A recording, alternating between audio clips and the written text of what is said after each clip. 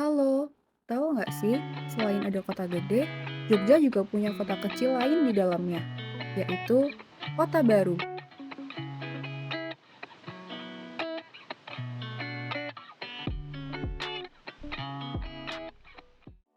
Nah, di video ini, kita akan menilik Kota Baru dan mengenal sejarah lamanya. Di sini, kita ditemani sama kakak dari Jogja Good Guide. Namanya Kak Rizky. Oke, let's go!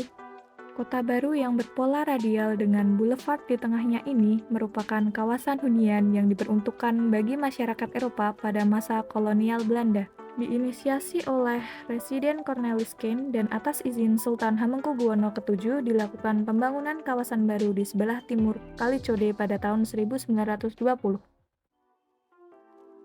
Tapi, di kawasan ini juga terdapat bangunan yang sejak dulu dimiliki oleh orang Jawa, ditandai dengan adanya poni di bagian atapnya yang merupakan ciri khas rumah golongan priai Jawa. Sekarang, rumah-rumah di daerah ini telah difungsikan sebagai kafe. Sedangkan bangunan Belanda sendiri berciri khas terdapat kebun yang mengelilingi.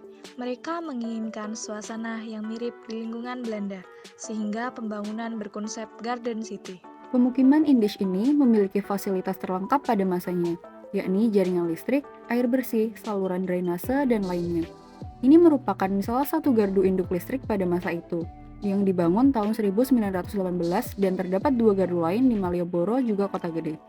Adanya gardu ini membuktikan bahwa Kota Baru merupakan kawasan penting bagi masyarakat Eropa sehingga mendapatkan prioritas pembangunan jaringan listrik tersebut. Masyarakat sering menyebutnya Babon Anim. I've said those words so many times.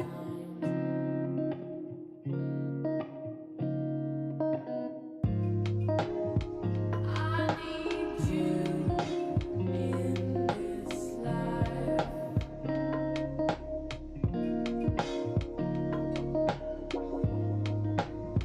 I need you in this life.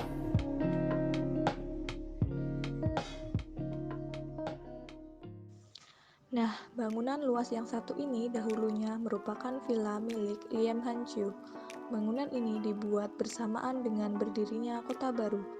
Terlihat megah dengan keberadaan dua menara kecil di bagian depan, serta hiasan kaca datri di atas pintu dan jendelanya yang bahkan masih asli hingga kini. Bangunan ini merupakan hasil percampuran budaya Barat dan Timur Indonesia. Villa milik orang Tiongkok ini juga menjadi bukti bahwa pada masa itu orang Belanda telah mengenal perdagangan properti di Kota Baru. Kawasan villa telah dialihfungsikan sebagai biara suster yang melayani gereja di seberangnya.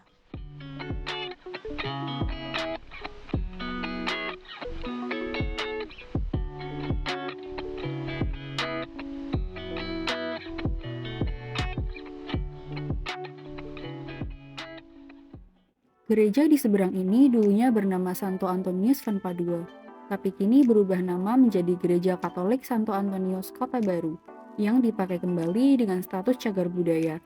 Dan ada juga Kolese Santo Ignatius, yang dulunya difungsikan sebagai tempat pembelajaran agama.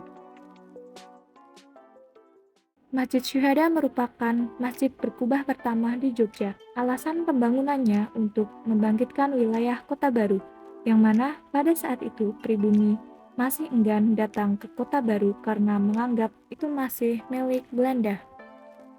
Rumah ini merupakan bangunan heritage karena dulunya pernah ditinggali oleh salah satu tokoh golongan pemuda, yaitu Soekarno.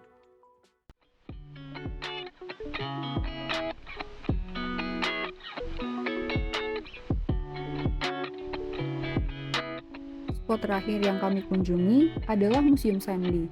Bangunan museum ini dulunya merupakan gedung kesekretariatan umum. Dulunya, daerah di sekitar sini juga dianggap cukup angker, terutama pada bangunan di seberang depan. Untungnya, setelah bangunan tersebut dialihfungsikan menjadi bank syariah, kesan angker daerah sekitar mulai hilang.